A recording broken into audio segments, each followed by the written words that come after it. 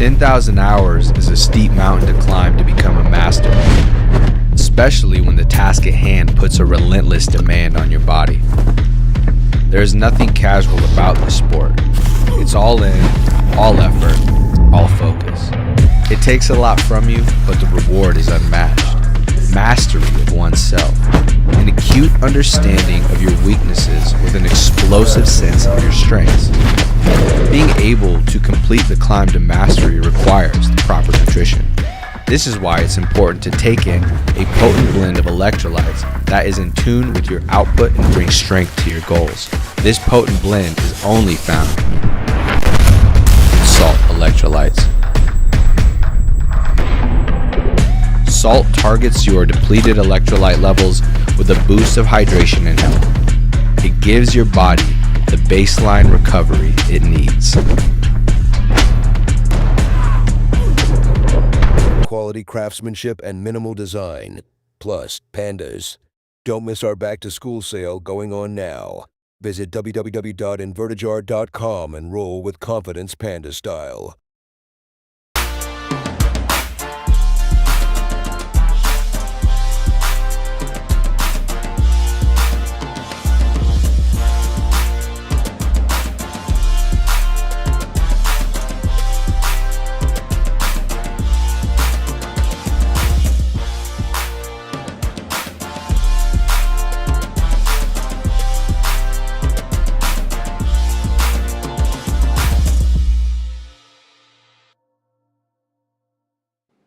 What is up, ladies and gents? It is your friendly neighborhood BJJ podcaster, RAF ESPARZA, coming to you with another great installment of the Bullpen, a joint venture between the Grappling Hour and Inside BJJ. I hope that you guys are having a great day. And yes, I do understand there's been a few things that have been happening in the jiu-jitsu world that, you know what I mean? Like it's kind of getting wild out there, guys. Not gonna lie here. Like, been looking at the comment section, and it makes me think, do people remember that we look at the comment section? We have a segment of our show called The Gallery, specific to this very thing. And yet, lo and behold, people still make wild accusations and claims. And we'll get to those in a few seconds. But before we begin, I just want to say some big shout outs to our friends over at Gold BJJ, Salt Electrolytes, Inverted Gear, Future Kimonos, and of course, our good friends over at Gelato Water that last week were able to get a brand new cases of water over to me. And I have to tell you, my water intake has been so much higher thanks to these folks. I drink to like sodas and I try to cut down on them, and this has been a big help. So thanks to them. I hope to see them when I'm out in San Diego next week for, yes, Subversive BJJ, Subversive 11. Yes, we will have a pre-show element for that here from the good folks over at the Bullpen. We'll get into that in a second. But as a reminder to those of you who are looking to get your electrolytes up, maybe you need more than just water, we got you covered. Salt Electrolytes, proud sponsor of the show, has just given us a promo code. Yeah, that's happening now. Didn't know it. But our promo code is going to be Bullpen15. So that is Bullpen15 to save 15% on your Salt Electrolytes order. So go support them because they support the show. All right, business is out of the way. Let's get straight to our friends here. Let's check in first. I'm so happy to report this. Back in full 720 high definition, our good friend, Tim Freeman. How are you doing, Tim? I'm doing great, man. The man was trying to keep me down, but they couldn't. I fought back. I escaped out from under the mount that Comcast internet had me in, and now I'm back, man. I'm excited. This week, it's been a real soap opera in the jiu-jitsu world, and I can't wait to talk about it with you guys. So great to be here, man. Can you tell the fact that you and I have been doing podcasting for so long that I hear your settings and I go, something's off? Yeah, I know. It is odd, all right? It's just part of the game now. It's what comes with the territory. So very happy about that. And let's welcome our good friend, one handsome Kevin Sherrill. Kevin, how are you doing, sir? I'm doing great. It's nice to see Tim looking like something other than the Minecraft character. It's good to be on. Well, listen, dude, we all can't be handsome Kevin Sherrill. You moved a little bit. So now I have to there you go. You moved yourself. Thank you very much. You could see me already starting to stress and be like, where the fuck is the fucking moving possum? I can see the panic set in. It's just that I line you guys up, and without fail, someone moves. So that by the time I get here, I go, listen, your head is not bigger than mine, so I have to adjust this. I have to make it to scale, because if somebody looks at this, they're like, that doesn't look right. So thank you. So even right now, you moved again. See, look, I got to put this. There are already comments about, look at this. You've got a handsome new cut. So the audience knows that you have been up to a haircut situation. It's not as poofy, so it's not going to get a little bit more out of place over on the side, which was a concern that we had as we were giving you the business throughout the week, sir. It'll get there. It's going to flee. As I start talking and my ego starts getting crazy, the hair starts taking a run for it. We'll see it happen. I have to say, I can tell you this, that I didn't plan this ahead of time. So we'll see if I'm able to make this happen in real time. But I was thinking, when you were doing the broadcast with us, I had a slight moment where I was like, who does Kevin remind me of? And it was when people were starting to call you a pilot that I was thinking to myself, I was like, he's flown a plane, but the amount of stress and the fact that people saw you in like a tie, it was bringing up somebody, and it didn't quite hit me. So I'm going to see if I can implement that here in a second. But does he remind you of anybody in particular, Tim? Kevin? Yeah. He reminds me of a lot of people. A lot. Yeah. A lot of sevens. Striving to be nothing eights. Tim could have said would have insulted me more. I remind him of the middle of the bell curve. He's basically Kevin's Midland. No, but listen, I feel like Kevin has a little bit of like hair wildness anxiety because he has such a demanding stylist who will actually text him and be like, yo, what's going on, Kevin? Your hair's out of place. You need product. You need this. You need that. So they could be watching right now, seeing what's going on. And we could see it. The hair's starting to climb, dude. I will tell you this. There is a comment that kind of is going where I was going, and I can't believe that we're on the same page. But it does show how old we are, and I'm almost curious to see if the reference is not lost upon other people in the viewing age group and the demo here, because we'll get into heavy demos. But gentlemen, if you could indulge me, I'm going to take you back to a time when we were all together, and I captured a still shot that I think might encapsulate here what I was trying to argue. But this was Kevin juxtaposed with the movie Airplane. And it just reminded me that he was incredibly stressed as things were going on. That's spot on, man. Great job. Kevin, do you have any response to this and being confused or compared to an iconic character in the one that is in Airplane, the movie? This is the best us three have ever looked. This is the best the Bullpen has ever looked. Phenomenal job. The fact that Egghead hit it so on the mark that says chose the wrong week to stop sniffing glue, which is oddly one of the more ridiculous lines that is said in all. But yes, Wallow J understands he is spot on this. But yeah, I'm going to get this off here because I can't take too much of that. But yeah, I did have a moment where I saw your look, and when I was doing the time lapses, I go, I don't know why, but he is giving a little bit of Airplane the movie and Airplane Dose the movie. Sure. So, all right, great, gentlemen. We are now in talks. It looks like it will go through, but you guys will be joining me in a presentation for the pre-show for Subversive, and I have to get your thoughts. Are you guys excited to be part of the crew now? Are you excited to be part of that show? And I'll start with you, Kevin. What are your thoughts about that? I'm really excited. I can't wait to be there in person, assuming that the budget for interns clears, which I have to assume it will. That doesn't bode well, Raf. I don't like that he's shaking his head. Come on, man.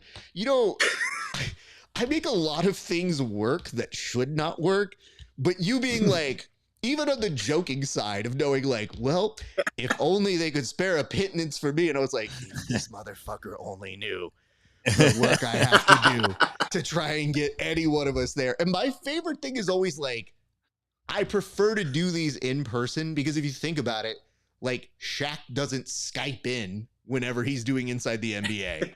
So anyway, beautiful. Yes, we are excited to have you back. Tim, what are your thoughts? I'm stoked for it, man. I think the more promotions out there that have a pre-show that does this thing, which, hey, we're the only ones, it just elevates the product. It elevates the sport, gives us more opportunity to get out there and put a light on a lot of these athletes, man. There's a lot of good dudes coming up, and we need to start talking about them, put their names out there. So. Well, I think that's a good way to transition to the actual board. So why don't we get straight to the business here? And first and foremost, I should say this. I don't love writing this phrase like this, but it's the one that Grammarly was. I prefer spelling it on site as in SITE, but for the purposes of educating the youth here, yes, this week it did appear that some grapplers were trying to come up with an agreement. Craig Jones, Gordon Ryan have some beef. It's getting really weird. It is becoming like a soap opera.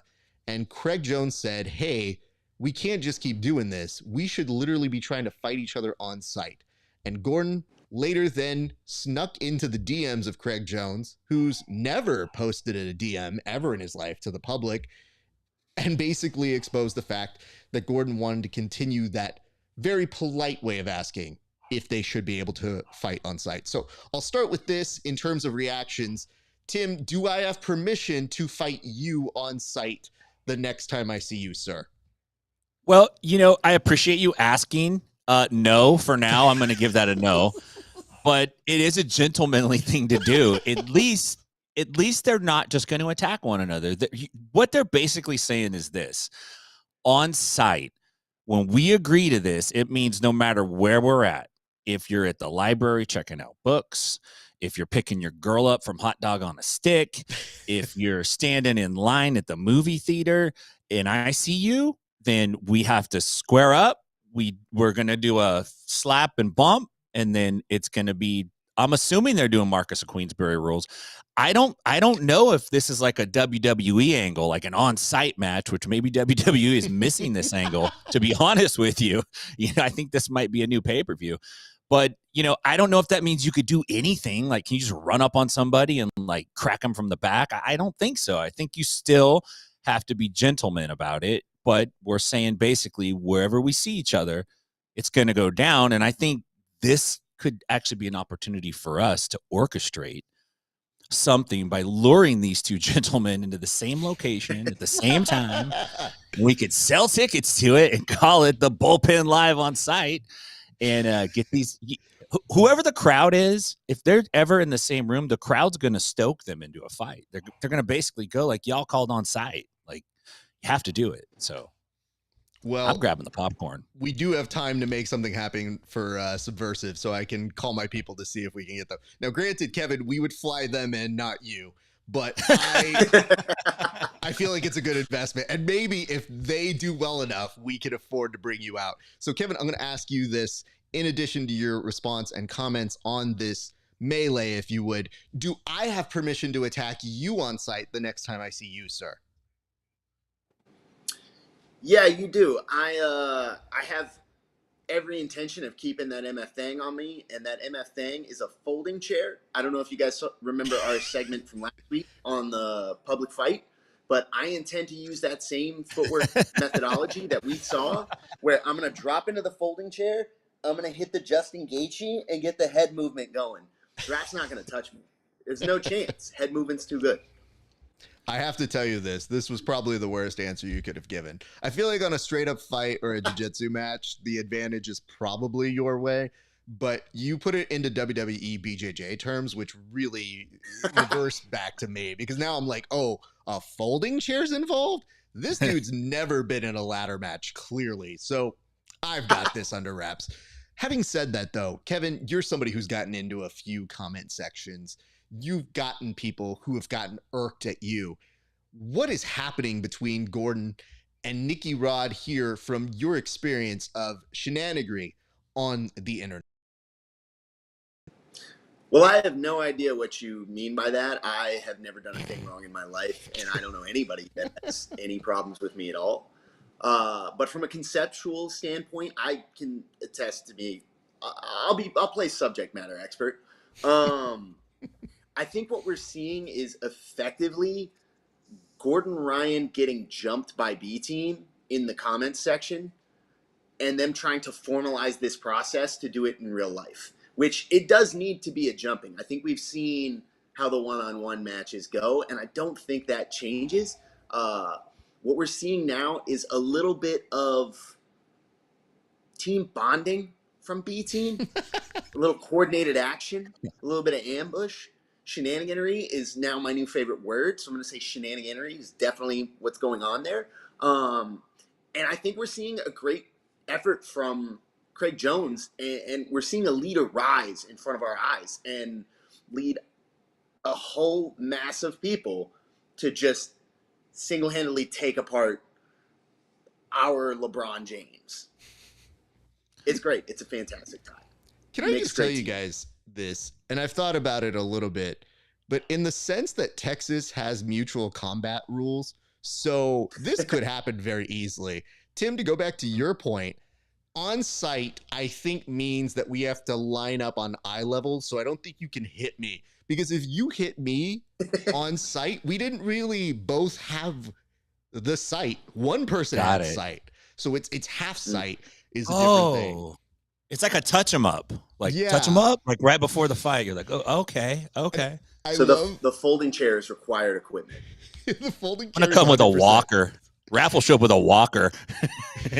It's mobile. Tennis balls on the bottom. Could you believe that though? If I'm like advancing, like, Kevin, sorry, I can't fight you. I'm too old. And then literally like, not enough to put you away. And then I think that over here, you know, Wallow, I can't have you giving away all my secrets here, but it says, dude about to catch a steel chair and a Boston crab. Now, I will be honest with you. Literally 3 of my students yesterday got caught with Boston crabs, and each one of them looked at each other. They're like, that's not going to happen to me. And I was like, probably will, because now you told me not. I think each of them tried to inform each other. And the worst part is when they ask, what was that? And I always look at them and say the same thing. Oh, it's a pro wrestling move. And they go, okay. I go, yeah, dude, I'm sorry. If you wanted to learn jiu-jitsu from a real coach, you should probably go somewhere else. I'm just going to teach you all the bullshit. And lo and behold, now when my students hit really dumb, low percentage stuff, they're like, coach, huh? And I go, that's my son. So good there. Yeah, I would tell you guys this. I see these things happening between the two of them. Yes, I think that we got a note here from Egghead that says, they probably just have too much money now. They don't even have to worry about lawsuits for assault batteries, so seeking consent. I mean, I don't know, man. Given some of the things that have gone around in terms of allegation, I think consent is the last thing that they've been concerned about in any form or region there. But that is with the added word allegedly. So that way we are safe as well. Isn't that right, lawyer? So... yeah, man, I don't know what it is. Why 50 Cent got shot 9 times. Hey, listen, here's what I want to tell you guys. We have done an excellent job of writing the line of, this is news, this is gossip. And now those lines are so intrinsically blurred. I had somebody come up to me at my gym. When I said hello to them, I dapped them up, said, hey, man, good to see you. He goes, Raph, I got to ask you. I go, okay, tell me one thing. Okay. What's happening with Gordon, Craig, and Nicky Rod? And I go, I couldn't tell you for the life of me. I just know what allegations I've seen people say. And then he proceeded to make me say the allegations as if he didn't know. And then I say them, and I said, this is all that's been hearsay and that people have claimed on the internet. And then he did this. He goes, right. Yeah, of course. That's what everybody knows. And I go, then why are you making me say it? Because there's nobody who's confirming this. There's no news. You look at me as news guy, and I go, I'm just as fucking confused as anybody. And now I have to tell you, he's not the only one. So I'm doing the best I can to try and just tell you what is out there. And the things we know for sure is mutual combat has been agreed to between Craig and Gordon. Who knows if they ever see each other because Gordon has retired again. And yes, Nicky Rod now opens up a new line of conversation, which we are going to get into. So I like that. And it says, with that alleged act, consent isn't a defense because it's statutory. See, Egg is the actual lawyer here. But the reason why I want to keep none of us know what the fuck happened. So we're all just going off the same shit. And no, we're losing Tim again. Frequency away from us. I know. Oh God, I it's saw happening in that. real Eat the time. curse. God, I talked for too long. That's what happened. I'm gonna come I back don't in. feel I'm so gonna good, come Mr. back in. Stark. It's very sad. Please go out and come back in. But please make sure that you don't leave on a worse fucking still frame than this, Tim. Like, this is the shit that they printed out when someone passed away in the 2000s and they didn't have a better picture of them. Just like, here's Tim. He was a good guy. Didn't like his picture taken too much, so this is the best we've got. So we'll see Tim and Yeah, this hopefully is your uncle's Facebook profile picture. Can't deal with this. All right, Tim will be back here in a second, but I think it's a good opportunity to maybe advance the board and see if anything else comes up. But to all of you who are asking me any questions about whether that is true or not, the fuck if I know. So there is that. And in the future, I will write it as on SITE for the first time. It's on site, SIGHT. Last time that's happening.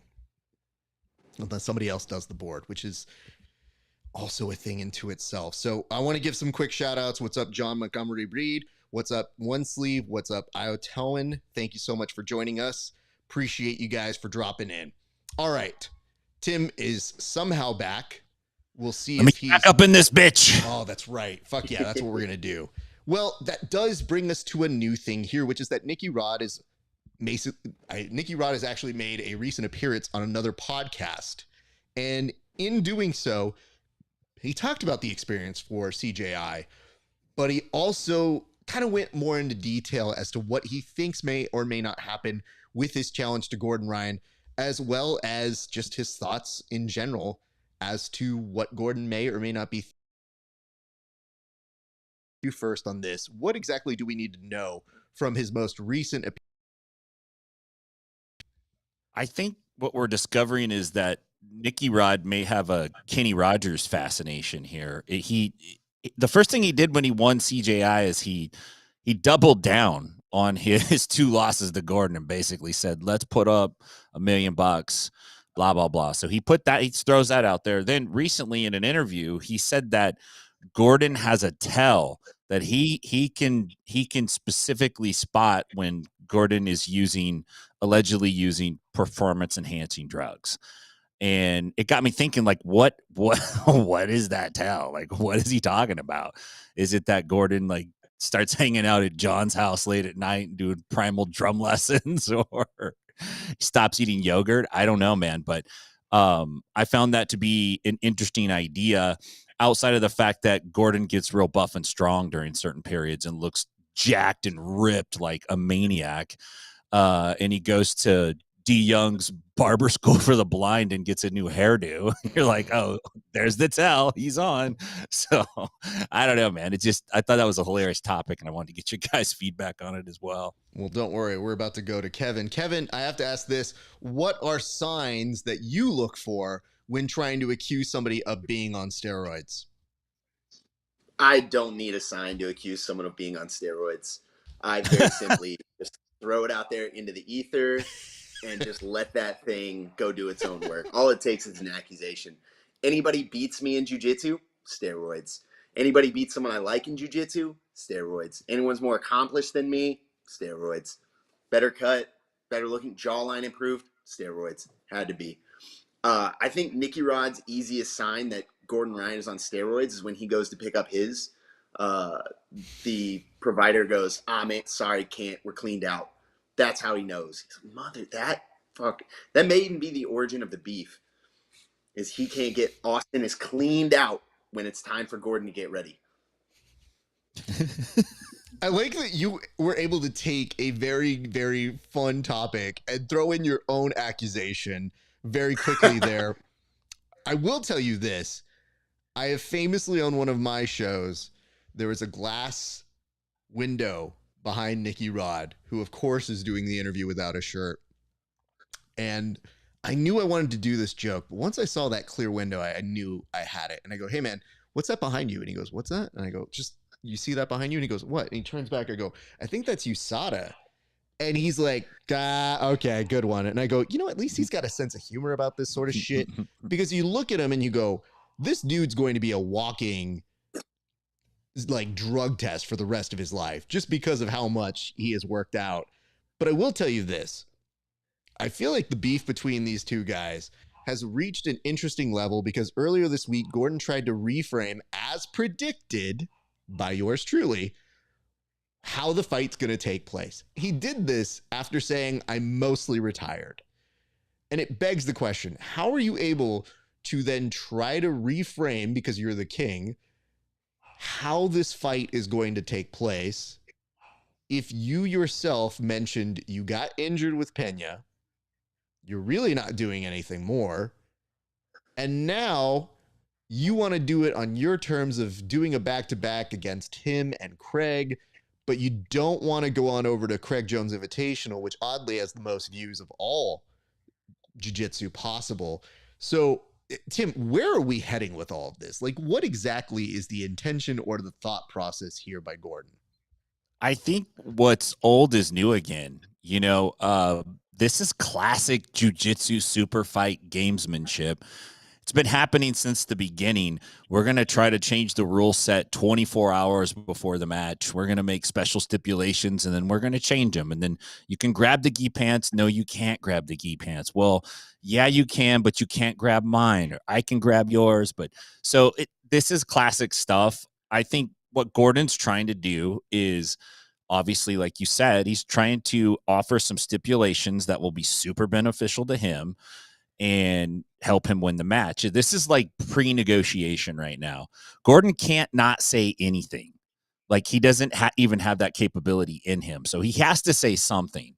And surprisingly, he praised Pena recently online, which is like, wow, things are getting really weird in Gordon's life right now. But yeah, I think it makes sense that he's doing it. I think he's going to try to find a way to win. I think ultimately he's going to want to take that match. I don't think Gordon can say no. Kevin, what are your thoughts on it? Do you think he can say no, or do you think that we are actually going to see this match in the near future? I don't think those are necessarily connected. I don't think Gordon has it in him to let things slide. I think if you've ever followed Gordon on Instagram, you know that to be true. The defining difference between Gordon and a lot of these guys on B team is, like you were talking about Nicky Rod having a sense of humor, is like the B team guys, if you look at the name of their gym, don't take themselves too seriously. They're willing to laugh about it. They're willing to have a good time. Gordon doesn't have that in him. He has to answer the slight to his ego. Now, will we see the match? I don't think we'll see the match if Nicky Rod's smart, to be honest. If Nicky Rod plays it the right way, like, Gordon's never going to agree to the rule sets where Nicky Rod can theoretically beat him or even make it a case. Gordon needs that sub-only, no time limit where he can gas Nicky Rod out over time. Gordon's an incredibly efficient grappler. And if Nicky Rod's smart, I don't think you can take that match. I don't think you can. Gordon's not going to offer his back. And it's going to be really hard to submit him with a joint lock when he hates you that much. He's just going to take the break. I'm curious on this side as well, which is, obviously there are some rules thrown around. Gordon says that Nicky Rod can't compete unless it's in a long rash guard, the time and place. And then he specifically noted he wanted a no time limit match. And I have to say this. I've been in the past a fan of no time limit matches because we were a niche sport. And who gives a fuck? Now we're talking TV time. I don't know about you guys, but TV time does not bode well for a no time limit match, which to me, I'm thinking like, hey guys, we got some momentum now. These sound like really fun matches. And yes, there are some stipulations here, including videos that are very weird. And I don't want to get into the specifics of that in particular, but I want to just point this out. The fact now that we have the momentum to actually get a lot of eyeballs on it, and Craig floated the idea of him versus Gordon as a headlining match for CJI 2, this could really be a reality. But instead, we're going into these weird, hey, let's do a no time limit match. And I have to tell you, I don't want that. You know, like, we got things to do. As it is, these shows are already long enough. I get it. It served its time. But for right now, let's really harness this momentum and try to move it forward if we can. I mean, Egg is a little bit meaner on this one and just says no time limit. He's matches. Right. I think that Gordon Ryan, Keenan Cornelius no time limit match, that last one they did, that was it. It's like sword fighting scenes in the movies. Like, I don't need to see another sword fighting scene. I've seen every freaking combination that exists, and I don't need to see another no time limit match. It's like, dude, you guys take 2 hours to break a sweat, and then one of you gets something. Get out of here, man. I will tell you, I think it served its purpose for a certain aspect in our community. It's now we're talking real TV time that it can really take away from that momentum, because who can forget the Who's Next finale? Well, most people, but who could forget that when that match was going on and you had Chambers and you had Isaac going for such a long time, they stopped the match and moved it to the warm-up mats. Like, to me, you run the risk of boring the audience to tears. Sure, possibility of getting a finality, a kind of conclusion to it all, but at what cost? So Egghead is already espousing 15 minutes, 3x5 minutes is already near the limit. And arguably, even for TV, if we can make some of the fights go a little bit more like less matches, if you would, I think we're in that. I'm going to get to that when I get to my numbers analysis part. But yeah, I liked it for what it did. I think it was great at the time. I was a big fan of it. I will always be a big fan of it as a streaming component, maybe somewhere in some gym that becomes lore, or somebody just wants to make a fast buck for independent productions. But guys, we had network numbers. Let's start thinking a little bit further ahead, because I got to tell you something. If somebody in middle America has to choose between Tom Selleck and Gordon Ryan beating up on somebody for 2 hours, they're going to watch Tom Selleck. It's just what happens. It's TV math. Gentlemen, let's go to our next one. And our next topic here is one MIDDLIN. So when you put this one up, Tim, slightly confused, but I think I found it. And it's, is jiu-jitsu the new middle ground? So I am supposing here that a lot of different fighters, or a lot of different grapplers or wrestlers or people of the combat sports world are kind of finding themselves coming to jiu-jitsu, whether it's because they like that sort of training now, or they can't keep up with the physical demands of, say, wrestling or MMA. So Tim, I come to you to go ahead and give us a little bit more background on this particular topic. Well, it got me thinking. I had just read that Jason Nolf had announced his retirement from wrestling, said he's going to pursue competition grappling, submission grappling full time. And obviously the Craig Jones Invitational experience had to impact him in a way that helped him make that decision and really believe like there's a path forward here. I think the tricky thing for wrestling in general is, outside of, the Olympics, what else are you doing to make money? A lot of guys go into fighting, which is a very difficult thing to do. And then on the other side, you got guys that used to fight who no longer want to fight, but they still want to do something, and they're not going to go into wrestling. So they end up in jiu-jitsu. It kind of has become like the the Sizzler of combat sports. Like, yeah, you can, yeah, Sizzler. It's not bad. So, but maybe that's a good thing because there's a lot of Sizzlers and there's a lot of people eating there, and there's a lot of opportunity for folks to actually make a reasonable living. Of course, you're going to have superstars and you're going to have regular dudes, but that's kind of a nice thing that it's getting established in that place. I think there's room to grow from that. It's never going to surpass MMA, right? It's never going to be NFL, but it can be something. So I thought that was a interesting space that it's occupying right now. Thank you for that, Tim. Kevin, what make you of all of this? Good, bad? Do you want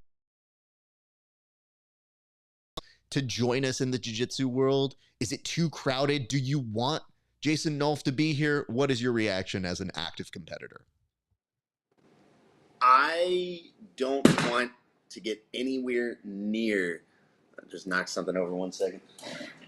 Amazing. Fantastic. It's not that new equipment we got you that you haven't set up yet, is it? I was like, legitimately, if that was the shit we just bought you, yeah, the amount of anger in my, okay, good. I'm glad. I hope it was just something dumb like a book that nobody read back there. That's not it, because that stuff is still in the box. Kevin hasn't opened it up yet, Raph. So hold on. No, the best part, he's too busy. But he showed me that it was still in its original packaging from the inside. Yeah. He was like, no, Raph. Part 1, box open, done. Part 2. Yeah, it moved 6 inches. It's very difficult to do here. Kevin, as you were saying. Oh my God. All right. I think it's hard to say, right? As chaotic as jiu-jitsu is right now, it's hard to make your mind up on anything, especially as an active competitor, especially as somebody that's having to acclimate to these rules or trying to coach students up to build their own skill sets in these rules. We talked about it at the end of the PGF last year where, not even last year. God, it feels so long ago. We talked about it with the PGF and like the sort of skills you have to have for the PGF are not the conventional jiu-jitsu skill sets, right? And as rule sets change, the meta shifts, you have to develop skill sets for those. So we're sitting here seeing this massive influx of guys with this variety of skill sets. We're going to see new metas, and it's so hard to figure out what's valuable, what's good. What is jiu-jitsu going to look like in 5 years? It's changing. What's it going to look like in 2 years? Who saw CJI coming? We're talking about, we'll mention later, but there's new rule sets coming and going very, very quickly.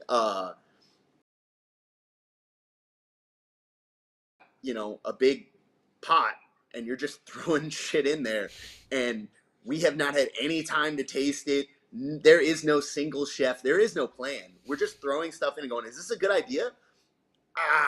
Too late to find out. It's already in the pot, man. I don't know.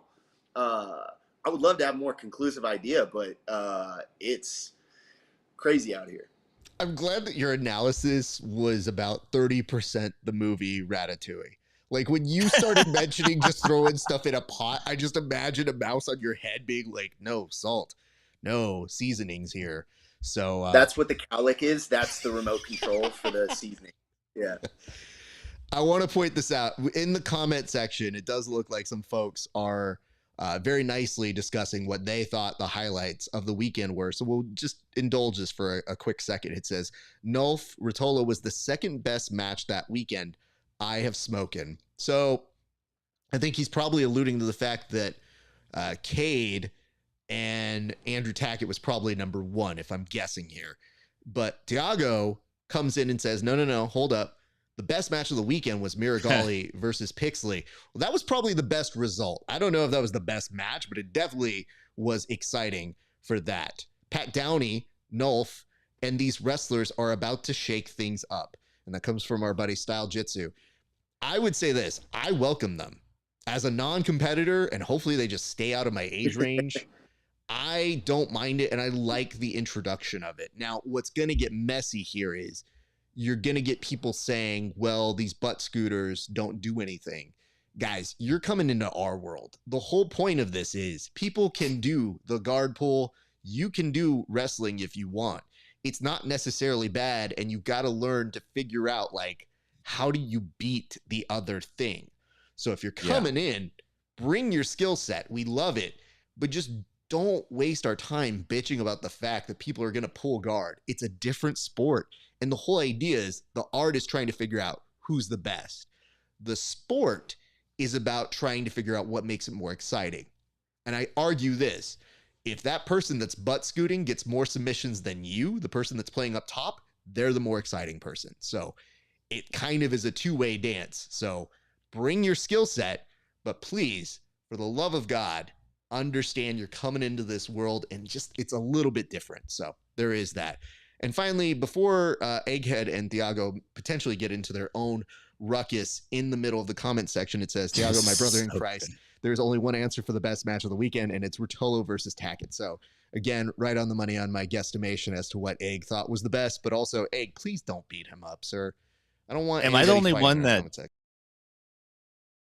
in Marlon Brando is the Godfather? I heard it in that voice when I read it. It was just like, that's how I had it, man. Thiago, my brother in Christ. That's, you know what? Oh shit, that's Nate Diaz. Nate Diaz is the Godfather. That's the fucking one act play I've got to do.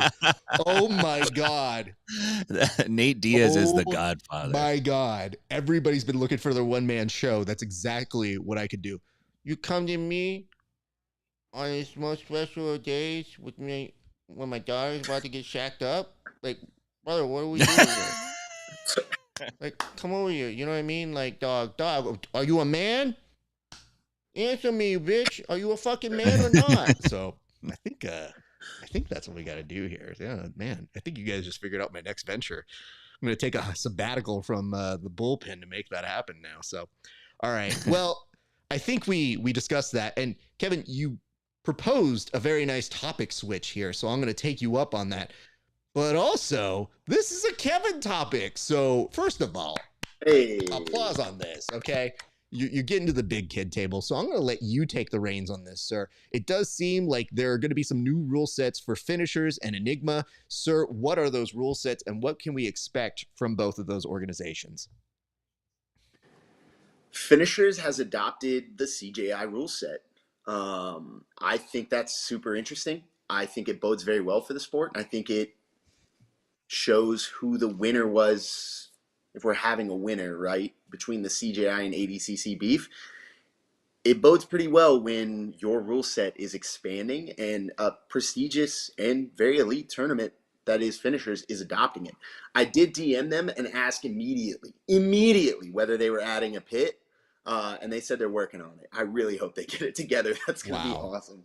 On the flip side, Enigma, who had switched to using ADCC rules, has now switched back to sub only with a decision at the end in the event of a, no submission. They had previously, it had started looking like ADCC rules were going to be the consensus rules for elite jiu-jitsu. We'd seen a lot of promotions adopting that, and now they're moving away. CJI is growing. ADCC might be losing a little bit of that prestige that they had valued so heavily, I guess, pushed to the forefront. I hate to keep going back to the whole ADCC versus CJI thing, but it does look like CJI is pulling away, and it looks like it's a rule set that's going to be adopted. I literally an hour ago, I got offered a super fight in CJI rules, or into a 4-man bracket in CJI rules. CJI looks like it's making waves. The rule set seems to be popular, that you can adjust it based on the minutes. Rule set wars are going. Tim, how do you feel Kevin is going to do in that rule set? Kevin, whether he knows it or not, I don't know if he's a fan of professional wrestling, but he definitely had. Well, no, am I getting phasey again? Is everything good? No, you're okay. Keep going. Okay, sweet. Okay, I think Kevin would do pretty good in that rule set. He's a win if you can, but cheat you must kind of guy. So I know he'll be able to pull it off.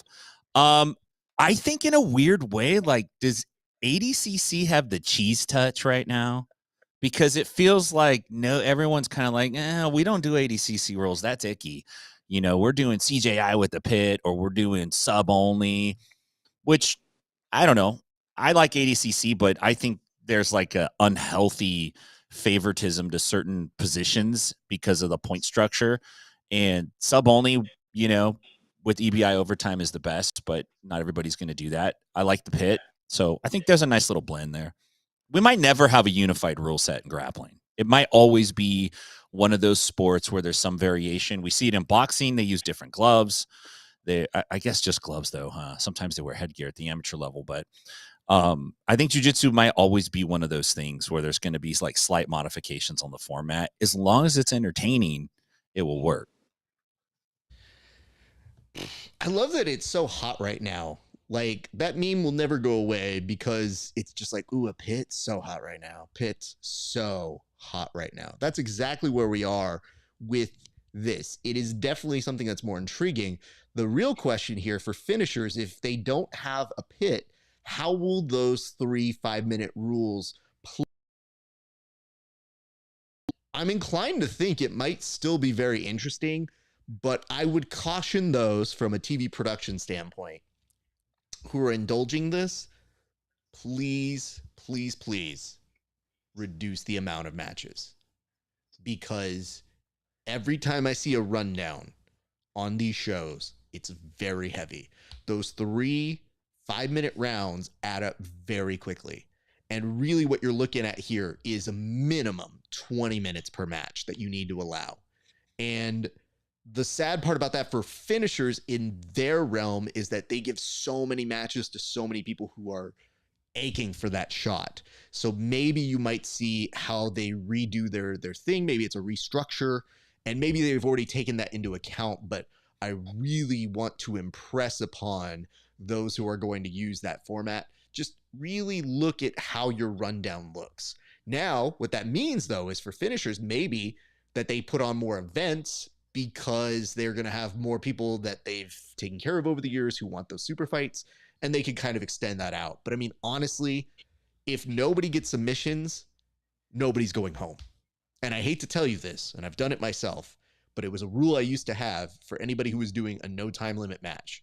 If it goes over 30 minutes, I'm throwing a pipe in there and then letting God take his business. So I'm just telling you guys, I'm not about to do that yet, but as a promoter, I've definitely floated it to my grapplers that I have been in charge of. So I think one last thing here from Egg, and it says, CJI showed there's another way, and Kevin's ability to stall will go to waste in the CJI rule set. Get up on points, and still, which by the way, and still is championship language here, Egg. Just want to make sure. Is the classic ADCC strategy. So can I just say something very quickly about Kevin? You know, I had the opportunity not to roll with Kevin because he was afraid, but to watch him roll at Las Vegas. And I will tell you, it was the opposite to roast people for what they do. Kevin went in there guns blazing. So I would say this, there might need to be a new instituted rule, which is if you call a stall call on Kevin and you are not part of this broadcast team, you might have to have a 5-minute round with him. I think Kevin's scarred from the PGF. I'm insulted. Egghead thinks I'm not versatile enough to stall in any rule set.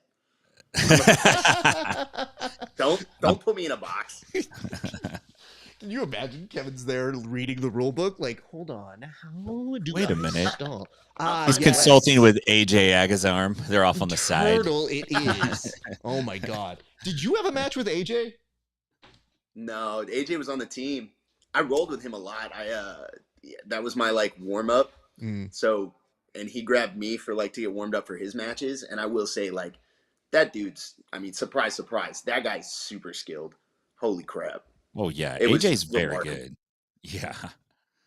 There's a lot of elite level guys that you get a hold of and you're like, oh, he's not actually that like skillful. He's a good competitor. I've been surprised over the years as I've gotten good enough to actually, you know, early on when you start in lower levels, you're not good enough to even know who's good. It's like people ask me like, oh man, how good is Bruno Frazado? And I'm like, motherfucker, how would I know? He's ADC silver medalist. I'm a blue belt. He's so good that I can't tell. I'm just dying. That's all I know.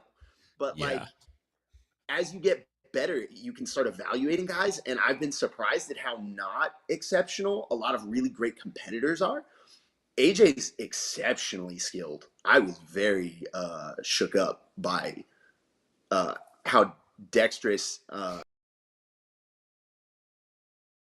Well, Egg wants, for the record, to make sure that that this is all in jest, and says, "Come on, I'm a huge Kevin fan. I haven't perfected my Egghead impression yet, but I'm working on it. It's the staccato I can get, even if I don't have the right tone. It's not quite there, but I'll read it with the cadence he usually has, which is, come on, I'm a huge Kevin fan. Might have written a bio piece on him, but trying to support his new branding." So that's usually the way he breaks up his sentences. So I'll get the fine points of it later. It might hit Nate Diaz levels, but not Godfather one-man play levels. I can tell you that much for sure. Gents, I think it's time we move on to our next topic. Tim, this is a you topic, and it's one that I'm intrigued to hear because, let's put it this way. Sometimes people in the sport aren't as active as they used to be. So for us, it's surprising if somebody that you knew who's really, really good at jiu-jitsu maybe finds something else to do. So Tim, it looked like you did some investigating, and I'd love to hear your thoughts and updates on where some of our favorite grapplers have kind of gone to. Yeah, what got me thinking is all the Craig Jones ADCC stuff and how a lot of these guys that have a name right now started to build their name when it was Metamoris EBI, and how that was, man, a long time ago. And there was a whole other crop of grapplers on the scene, and some were really, really good and exciting, and they had captivated the attention of the grappling world. And some of them just kind of dropped out of the picture. And it's not, like a tragedy or anything, but it's interesting to see people at the highest levels just decide to do something else. And it's also kind of cool when whatever they do, they actually enjoy doing it. It's not like they're dropping out. They're like, I'm going to, be the world Nintendo Duck Hunt champion.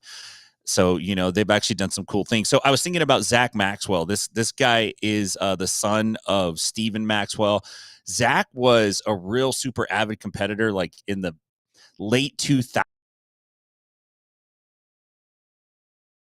That kind of really hit the radar was when he beat Krongrad. I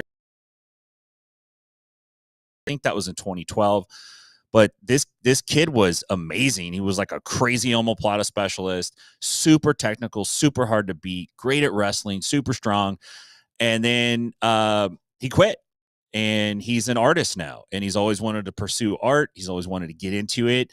And he just kind of like dropped off the jiu-jitsu scene. It really wasn't something that he wanted to do for the rest of his life. So I thought that was a freaking interesting thing, because if I get omoplata like Zach Maxwell, dude, all my students would have torn rotator cuffs. I would be fucking everybody up, man. But this guy decides he wants to do art. So good for him. The other name that I was looking at was Hillary Williams. And this was one of the female competitors who was really, really accomplished on the scene. And if you look at some of her accomplishments, she was a one world champion 2010. She was a bronze medalist at ADCC. She had won PANS. She had won several tournaments at the lower belt levels on her way up. And she always said that she wanted to be a doctor and go into that. And, she said she quit jiu-jitsu like 7 times and came back to it. And she was really high level, but she did go to med school. She's from Arkansas, and actually now she's a neurologist. And which I find really humorous, that this is a savage who could rip your limbs apart, tear your knees off, jack your shoulders up, break your wrists. She is a movement disorder specialist. So I think she's trying to fix all the people that she broke on the way. But good on her, man. It's like it's cool to see people go after their dreams and achieve them. Even though they were great at jiu-jitsu, we sure miss them. But I thought I'd throw those names out there and spread the love around for some of the people in the yester generation that really did pave the way for what we're doing now. Thank you for that, Tim. Happy that you're able to kind of shine some light. I mean, listen, Zach was somebody who we enjoyed covering, and we had an opportunity to interview him as well. didn't he have a match with Gary Tonin at some point in his career? I think he did. I think you're right. And that was on like the old school days for Metamoris. I remember those being really interesting and cool to see. So you giving that update was really great. I do want to ask this though, Kev, for you, is there anybody you'd like to find out a little bit more for, or somebody who fell off the radar that maybe we could see if our fans in the next week or so can give us updates on?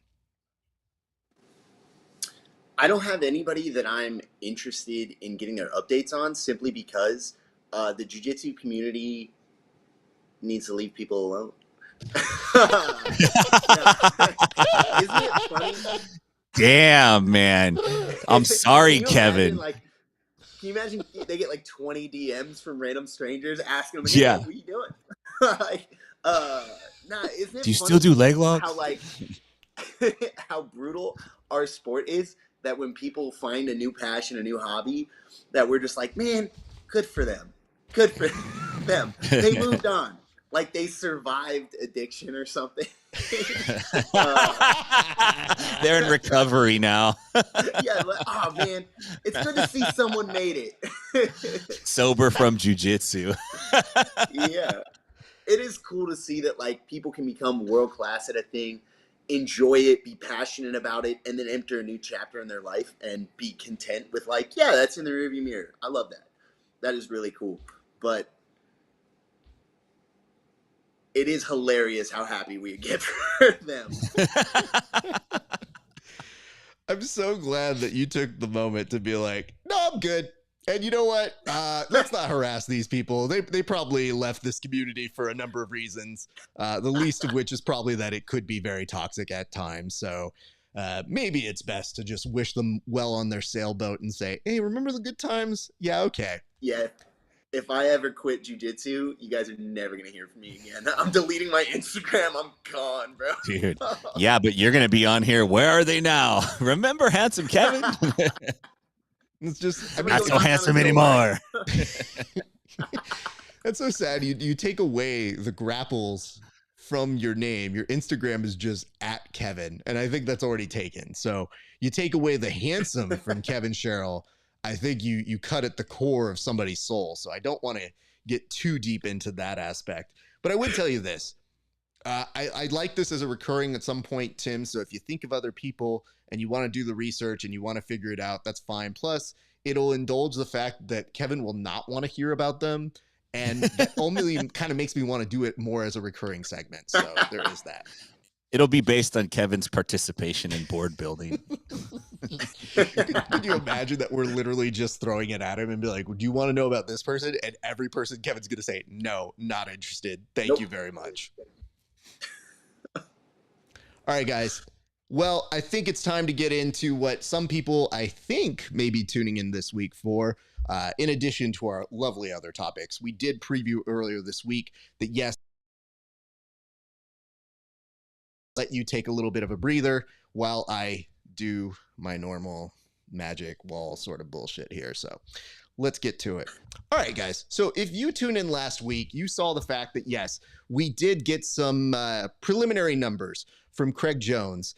And he was touting the fact that they had hit 1.8 million one night, and then the next night, 1.32. Some incredible numbers for an overall total of about 3.14 million viewers. Now, while that is incredible, and we said last week that is a huge success for the sport, I also made a claim that said, hey, if anybody wants to throw the real numbers at me, like Craig, I'd be happy to go ahead and insert them into the same calculations and do a little bit more research.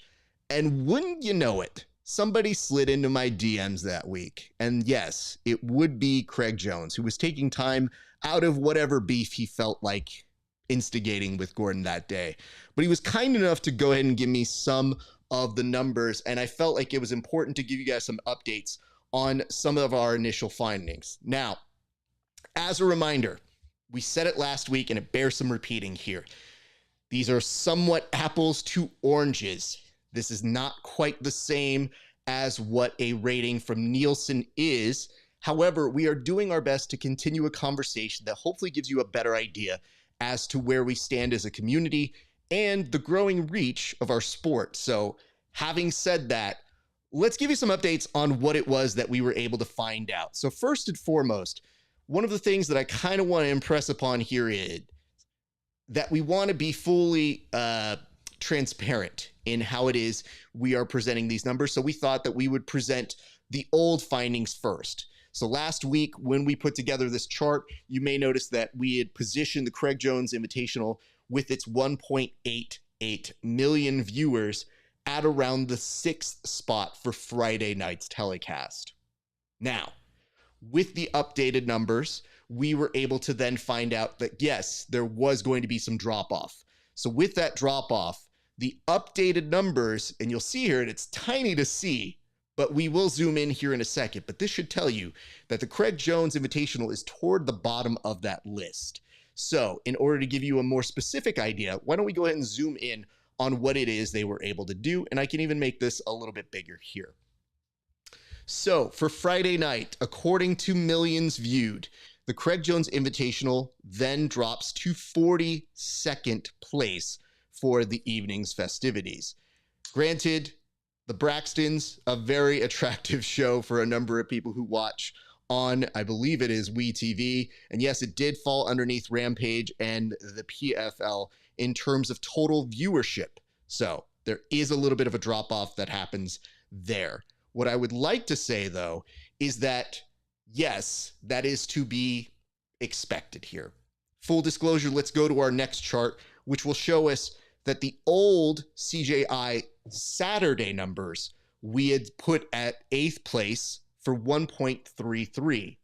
The updated numbers, prepare for this, for a very, very, very tough Saturday programming. It's not even on this part of the chart. It's very, very tiny to see, but it'll show you right here. It's at the bottom of the second page of this. To get a better idea, we have also zoomed in on that chart.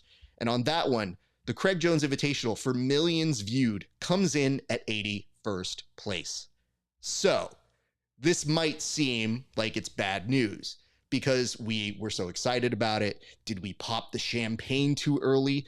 Did we overstate what these numbers were last week? I don't know. I guess we need to do more research. So when Craig threw the numbers at me, I looked at a few things. So first and foremost, we added in a few more variables. First, we looked at the unique viewers. That is the most specific way of saying individuals. Now, that unique information then got plugged into another thing, which is that you would be surprised to find out that the Craig Jones Invitational did not even break 50% of its viewership from the United States.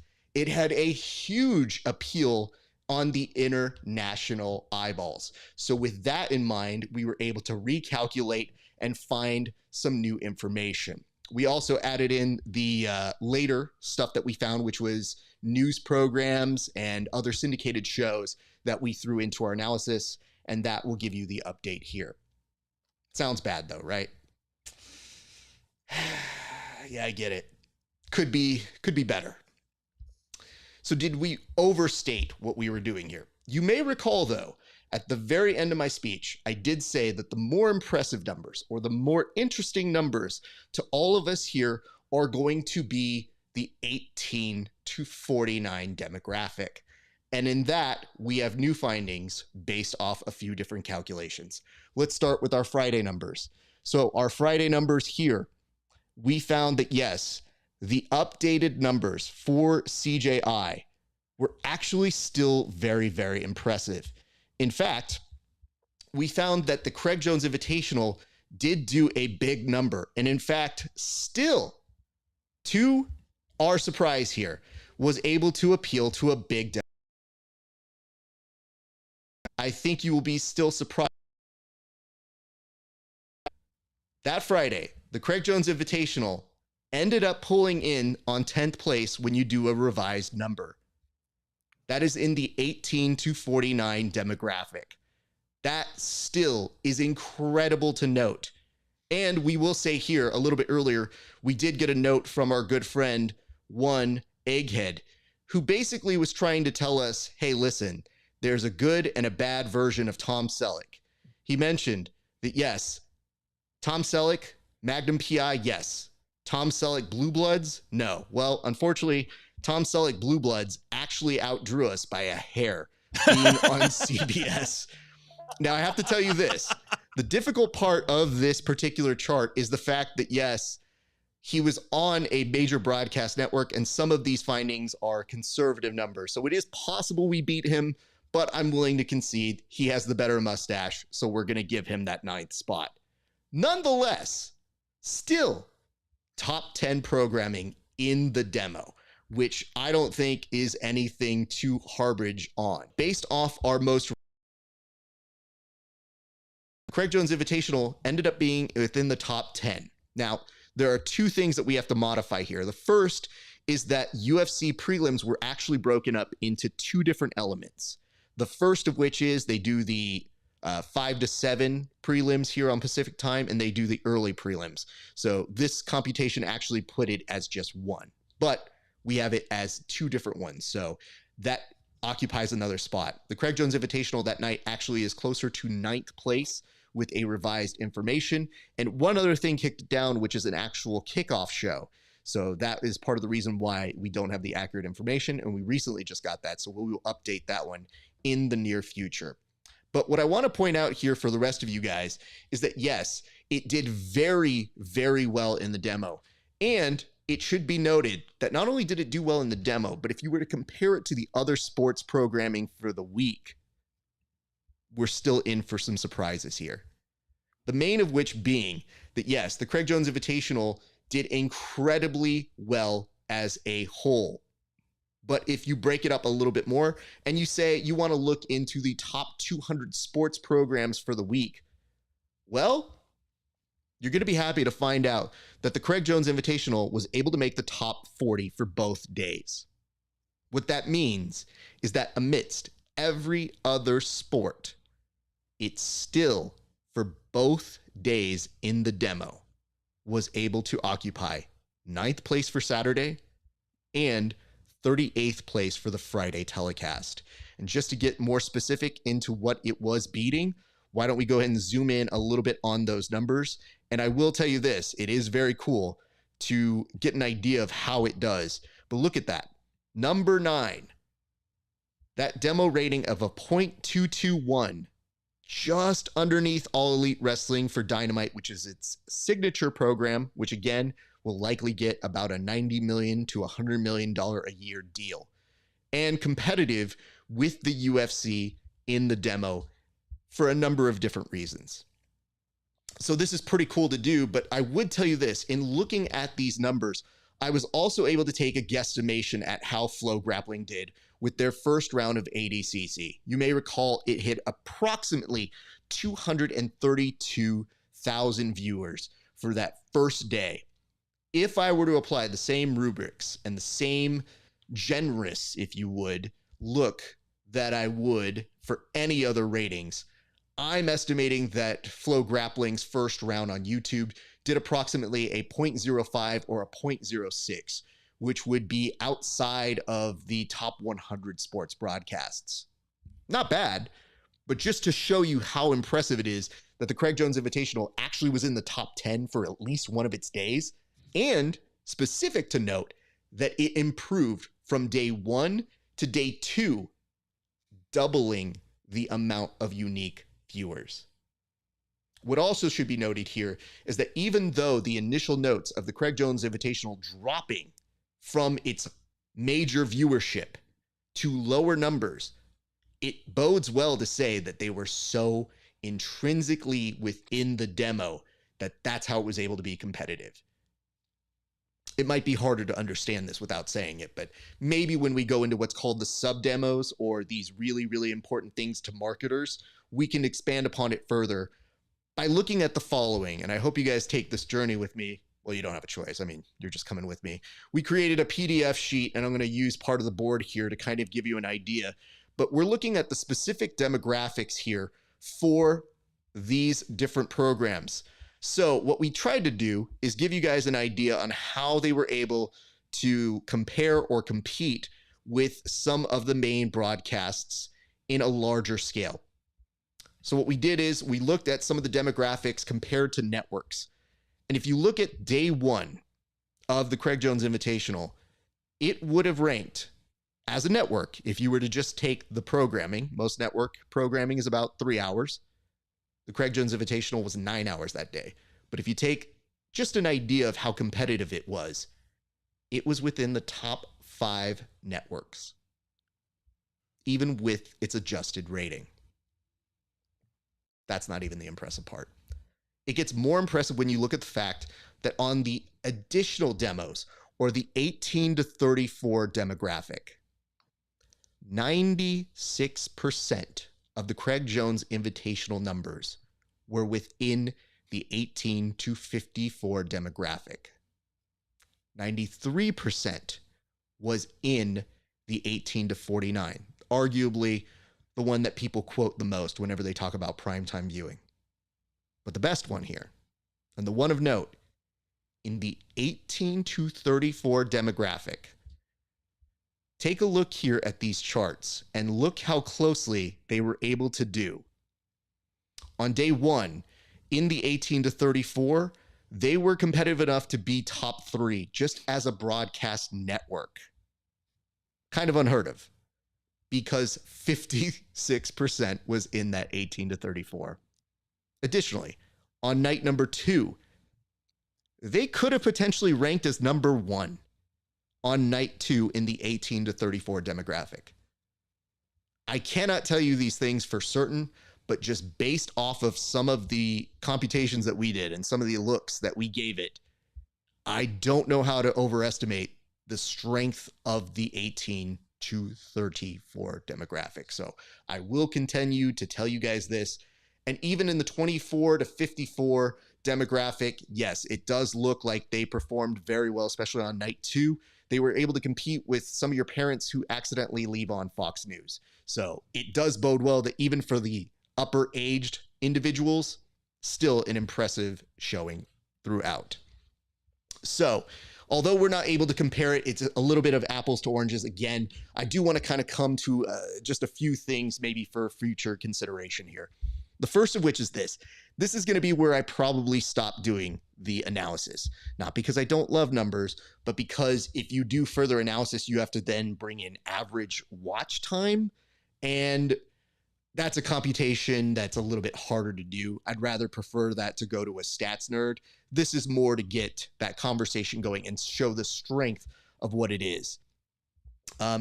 My friend over at NBC who used to do research put it this way. He's like, it is tricky to kind of compare YouTube and this Nielsen rating, but it is a good time to remind you guys that Nielsen ratings themselves are a projected sample. What does that mean?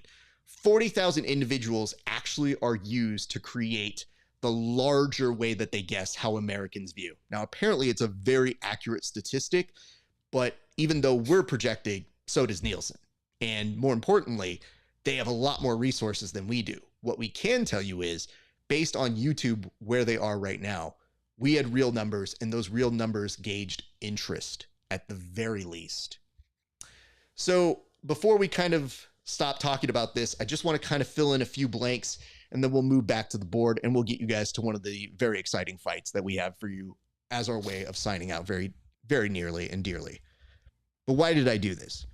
Number 1, transparency. I got numbers. I wanted to show you the old numbers to the new numbers. I promised you that. And listen, I didn't think I would even have access to that information, but Craig willingly gave that information to us, and I think that's great. And although they are less than perfect, I would argue they tell us some very interesting information. And from that, we can make the following arguments. Number 1, we have to stop acting like the little engine that couldn't. We are growing in a sport, and there is some evidence to show that we have a very strong 18 to 34 demographic, and we should be playing on that heavily. Not only are they strong, but the fact that we have those people in the demographic for the next 15 years at minimum means that we have a strong base. And if we learn how to cultivate and grow that base, I think very good things can happen in our sport. Additionally, we had some people who were shooting down the fact that these numbers weren't that great. And I want to tell you this, any way you cut it, even and could be reduced if you do further study, outperformed NASCAR, the PFL, soccer, golf, tennis, and top rank boxing, all of which have significant deals. We mentioned this earlier, but 96% of the audience being in the relevant demo of 18 to 54 is staggering. You do not see that anywhere. And that's how we were able to cut the difference between millions viewed to something that is advertiser friendly. And a staggering 56% in the 18 to 34 demographic. Arguably, especially in the male demographic, one of the most coveted prizes. Huge. So I hope that you guys are able to take from that. It should also be noted that the interest doubling from night 1 to night 2 on unique viewers tells you that people were interested in seeing maybe those Gabby Garcia and Craig Jones super fights, the Fionn Davies, Mackenzie Dern super fight, or they were interested in the story of seeing what would happen when two people became $1 million winners. And the fact that this didn't even garner 50% of its total viewership in the United States tells you there is not only interest here, but that you can potentially sell those rights to an international market. So I think those are very, very strong things. This is also the first significant data that we've had about the sport at all. And the fact that Craig literally told us, yes, we should all be using this information to leverage what it is that we get for our next deals, I think is a great sign from him and the good folks over at CJI. Also, I'm doing this because this is a straight out challenge to other data nerds. We could definitely use you. Now listen, I am a huge Nielsen ratings fan. I've been following them for years, but I don't even pretend like I'm the biggest stats nerd. I know that people probably can do this better than me. But what I'm telling you is, in the future, if you look at those hour-long minutes or the average consumption time, yes, the numbers will likely go down.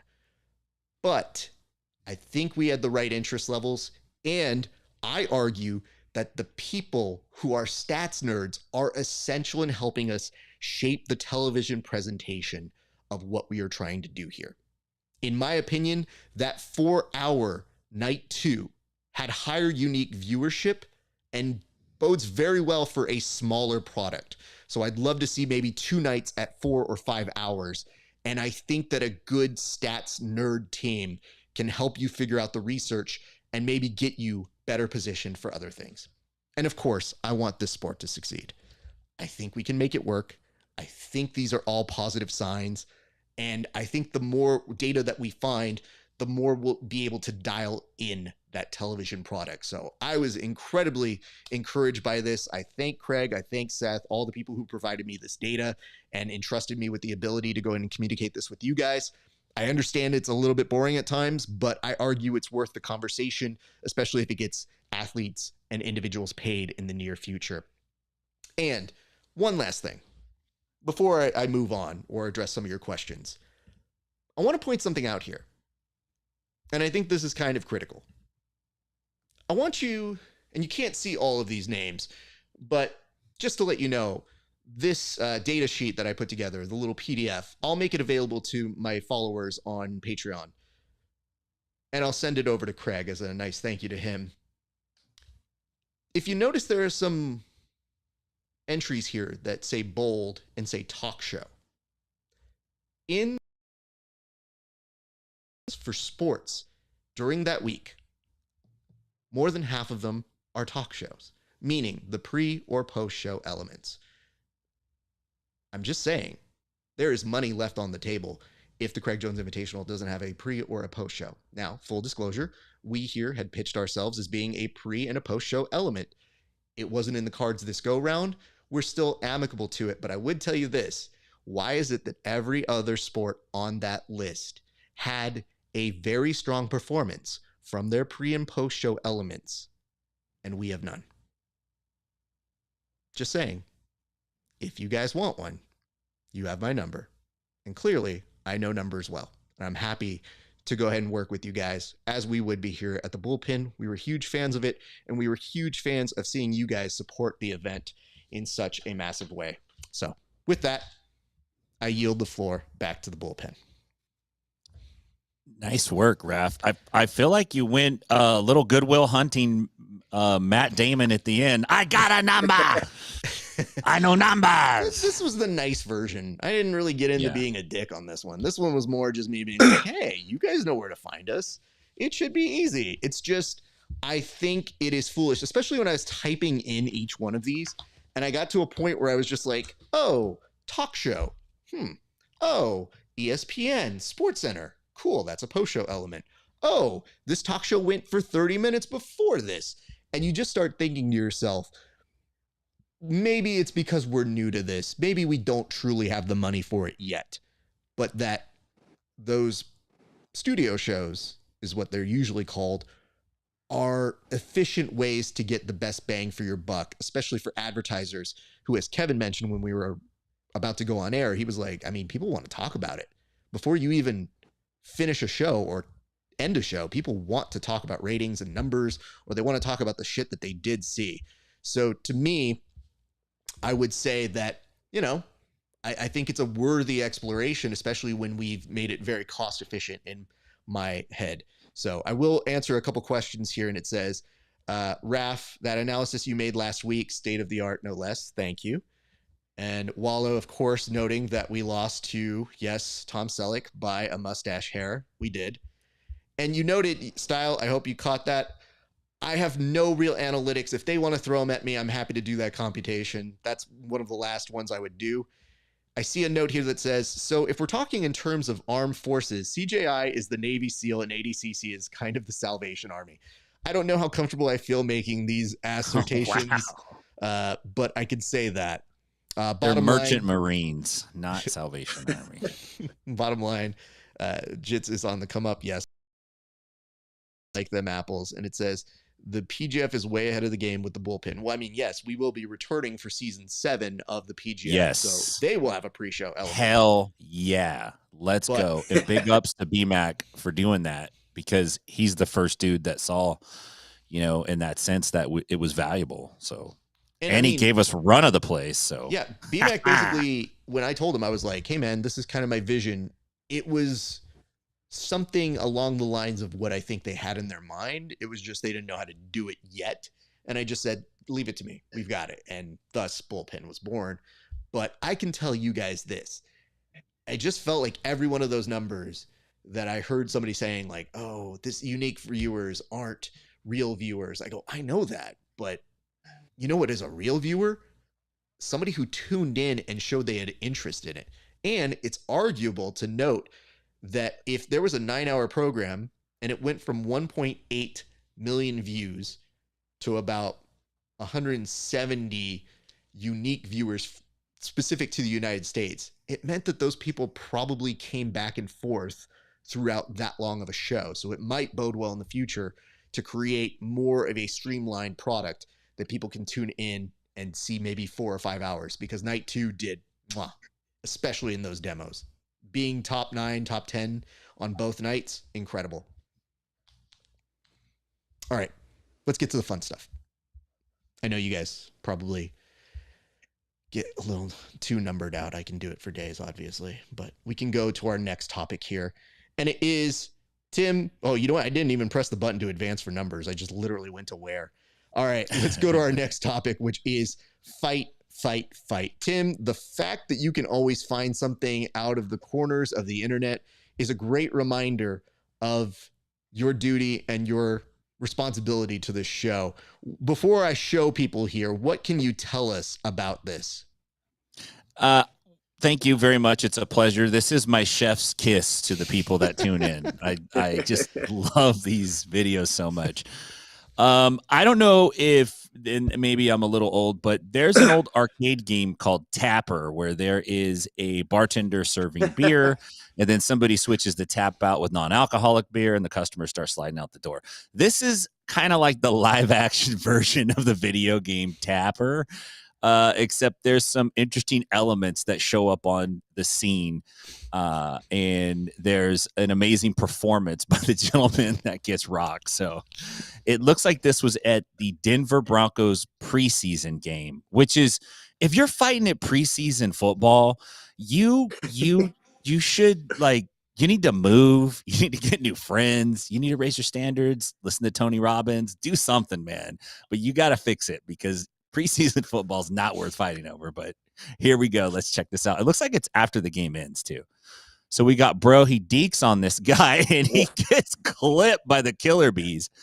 Now, it eats another one, and now he's nursing that beer like a Fabergé egg. Like his life depends on it. Does a quick little stumble, and then this Brian Fellows Safari Planet dude rolls in and checks on him after. The security guy always shows up 3 punches too late in these videos, by the way. But the thing that stood out to me was the killer bee dudes that had like the Halloween store leftovers on their head. It looked like a Norman Bates psycho wig for 2024. They kind of came in out of nowhere, and it was like, there's one. No, there's two. Oh shit, they're hitting him in the head. Like, oh goddamn. But this guy, his ability to nurse that beer, he needed that beer. Costs? I'm holding $18 too, probably. Bro. Yeah. Like legitimately, I don't care how far I'm going down. Those mountains on my Coors are going to be pointed north. So That's right. Even though this dude's going down, he's like, you know what? My face is repairable. This beer is not. So I would point this out. Go ahead, Kev. Have you seen the movie? I think it's The Hunted, about special forces training. And there's a moment where these two snipers are moving through. It's a apprentice sniper, new trainee or whatever, and then like the veteran sniper. And he goes sliding into a ravine. The new guy does. Slips, falls, sliding, goes all the way down the hill into the water. And at the end, he's holding the rifle above his arms. He like hits the water and he's like, "Damn it, this is incredible." And the veteran sniper is like, "Nah, man, you kept your shit together. You should be proud of yourself because you kept what matters out of the water. Good job." This guy kept his head in the game. Good for him. That's a veteran move. I have to say, Kevin, I didn't know where that journey was going to take us, but you landed that one well. Because when you're like, "Have you seen this movie?" And I go, "All right, I'll go with you on a little bit of a journey here." And we ended up on a perfect landing. Can I say this? I'm going to replay it here, and we'll each take a crack at it, as we always do. But before I kind of go into my analysis here, I guess what I should point out is it's not just that he's holding the beer up, it's that he has a certain poise, a certain class, certain grace that he wants to have. He's like, "I'm not winning this fight by any means, but if I go down, then I will hold my duty to this beer to the strongest accord." Ow. Beer must get back up. All right, I'm good. And I love the fact that as he gets up, this gentleman here just goes to him like, "You know, you got hit, sir. Are you aware that you got hit? Okay, that's my concussion protocol here." And yet he's still got shit to do. Like, he's getting out his glasses. He's just looking around. You know, he got beat up. And the worst part here is, I think the most embarrassing element is now all these people are standing around and you realize that all of the attention's on you. So you try to come up with something to do. So he's like a method actor using his surroundings and going like, "Oh, is it in my pocket? Oh, a He's phone. looking for something. I must go now. I had a meeting." Like, the fact that he takes a few seconds extra to sell it. One last look from me, and then I'll pass it on over greatly to Kevin for some real fight analysis. Hold on. Look at this, dude. These guys both have sweats on. They do have sweats on, but can I just say, these gentlemen were 100% dressed that they knew they were getting into a fight that day. Yeah, they came to play. There's nobody who dresses like that going to a preseason game and says, "I'm going to choose no to violence." Like, these gentlemen are dressed for violence. Let's get straight into it. And bam, that itself should have been enough. Like, Herb Dean doesn't step in a lot of times. He probably would have stepped in here. And yet his buddy decides, "You know what? You haven't had enough, sir. And then, dude, you already got your crack. This is like, in Mexican families, This is like two individuals getting cracks at the piñata when you don't explain the piñata rules, which is no, one at a time. Okay, kids? Yeah. You both can't come swinging with bats. There's an order. There is a process. Listen, it's just like if you call somebody out. If you say on site, you must ask permission. That is something we have seen. There's a decorum to all of this. So I'm just saying, if you want to hit the piñata, you got to play by the rules. Kevin, I'd love for you to give us any insights that you may have an all-around MMA coach. I love this little movement. He does the little pump fake, right? Let's bring that back. That little pump fake, hands down, clearly is not prepared for the reprisal. Thinks he's gonna get the buck and absolutely gets it. Buddy gets a solid clip in first, right off rip. Let's go back to the first guy. He gets one solid shot. That shot does its job, but he's not done because he calls in clearly a shadow clone jitsu. Comes out of nowhere from Naruto. Brings in his shadow clone. They start teeing off. And then we get the most important thing. Dude, did he lose his shoe? That's crazy. I just got that. He got the shoes knocked off him. The most important thing you see when this comes into frame is that one of these gentlemen is the guy he bucked at is wearing black Air Force Ones. If you don't know danger signs, like this guy was doing everything but having his hands wrapped. That's crazy. You bucked at the guy in black Air Force Ones. It's crazy. You got to stand back up. That's wild. You know what I love That's about like how this? Poisonous snakes have certain colors, you know? What I love about this segment is that without fail, this segment always makes us find something new. Like it is a magic eye puzzle that Tim brings for us every single time, because I didn't notice he lost a shoe, first of all. But second of all, I want to just hang on the most damaging hit here. It's not any of these. It's as he gets up, because this is a dude who's resigned to his fate. Oh, come on, dude. Like this little resigned. Oh, man. I paid a lot of money for this dude. Oh man, I really want that cotton candy. Like the little head tilt that he does is him accepting his fate. Like, all right, yeah, all right, fine. I got to get back up. And then what do you tell your friends? Like, how do you go back there? He clearly didn't have his friends. I think he went by himself, at least to the concession stand. How do you go back there and tell your friends, like, yep, just got into a fight? How'd it go? Not well. Jumped. I got jumped. Air Force Ones. Never mess with them. It was a bad choice. Yeah, I made a fool of myself is what you tell them. Can we just circle back? I found an unsung hero in this whole thing. If we roll it back, I want you to pay attention to Cotton Candy Bag Guy. Okay. So he walks by. Wait, hold on. He's gonna walk by. Can I just point out that this dude has enough time to fix his sagging pants, by the way. It's like, oh shit, these are sagging a little bit too much for a fight. Cotton Candy Man, here we go. He passes by in the beginning. He circles back and he runs those dudes off. You know, he did pass interference here. Like, this is definitely some defense game he for just him. passed. And he circles back and he goes like, hey guys, watch it. I got a pillow fight, basically. I got a pillow in a bag right now. I'll hit you with it. Also, Cotton Candy Man. Can I point this out here? I don't know what he's saying, but I imagine Cotton Candy Guy probably is at a loss for words and just starts doing this. Nah, man. Nah. Come on. Nah, man. We can't do that. Not in this part. Hold on. Ooh, new finding. If you look at the background, that dad still has his kid on his shoulders. On his shoulders. Dad of the year. I'm thinking if I'm a dad, that's the time when I go, you know what, Junior? I got to put you down. Dad might get bowling balled into here in a second.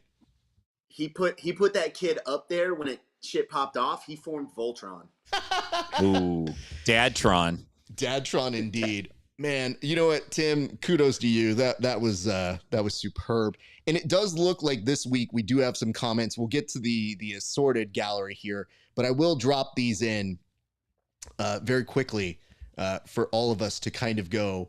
Now, Tim, what is this in reference to? And it says, I gotta set this one up. damn, So this morning, Bubba. What does that mean, Tim? sorry, guys. Sorry. That's just rude. Gordon made his response to Nicky Rod post on Instagram, and it was like the Old Testament. You're just like scrolling. It's like that ex-girlfriend that sends you a crazy text at 3 a.m. and it's just like scroll. In the end, you're like, okay. So basically, people started commenting on it, and B Team Jiu-Jitsu said, "Damn, toilet time was long this morning, Bubba," which just implies that this is a shit of epic proportions. And it had to be because that post was long, man. I will tell you this, that every time I see one of those things, I just think to myself, like, we are doing this, right? Like, these gentlemen are yelling at each other. This is a real thing that happened. I didn't invent this in my head. Right. And then yeah, you kind of go a step further and you realize, well, I interpret it a certain way. How are other people interpreting it? And this is from Matt Sierra, OO. And it says, Nicky Rod is the first person to lose to someone twice and still live rent-free in that person's head. Kevin, any thoughts on that? I don't know if he's the first person, but he's certainly a notable one, man. I have to imagine, like, Penna's in there too. Craig Jones has lost 5 times this season. He's still in there. I mean, give Nicky Rod his due, but I don't think the bar is that high to live rent-free in Gordon's head. I'm waiting for him to see one of these clips and make a post about me. That's fair. Okay, listen, I disagree, though, only on this. I think recently when Gordon posted that kudos post to Pena, that he was moving Pena out of his head to make space to move Nicky Rod in. I think that's actually what we saw. And it could be a case of they're living in each other's head at this point. They're just swapping houses, like that House Swap TV show. These guys are all up in their drama, man. This is a soap opera. It's happening right in front of us. This is Spinal Tap. This is awesome. I would tell you both that as I see these things happen, if Gordon believed in therapy, he might have been able to move on from some of these altercations. Because the fact that you were like negotiating the room, like it has rent in his head. And they're like, well, no, it's rent free. You can come and go anytime you want. It's like a fighter's house. You just live here. You make it your own. You bring in your own couches and your flourishes. And somebody just goes like, hey, man, can I have the keys to Gordon's head? Yeah, dude. Super easy to take care of everything. You basically just put one post up and you're there for however long you want to be. Yeah, make a copy. Just take it, make a copy, hand it out to whoever you want. Well, I like that. But these, Tim, that you found, the rest of these, I think are in reference to the fight, yes? Yes, these are so reference the fight to the we fight. just saw. And I have to say, this only has one heart, but it really should have more. And it says 100% accuracy, 0 damage. Absolutely. If you want to damage that guy, you should have hit the beer. You should have cracked the beer. That's what you should have did. Kick that brewski right out of that dude's hand, topple that mountain over, and then watch him. Dude. Then you might have waken up the giant, though. He might have went freaking Hulk Hogan on his ass or something. There is a All's moment, fair though. in love and war, but that might be a step too far, bro. You can't go Could after be. that. It's $18 beer, man. Mild-mannered Tim may wear glasses and hats, but he definitely has a very, very good way of hitting to the kryptonite very quickly. It's like, nah, knock out the beer. Like, that is some art of war stuff that I have not heard from you yet, sir. So kudos to you. Let's go to our second one from this one. It says, I can't imagine how it feels getting knocked out by a dude in pajamas and a shower.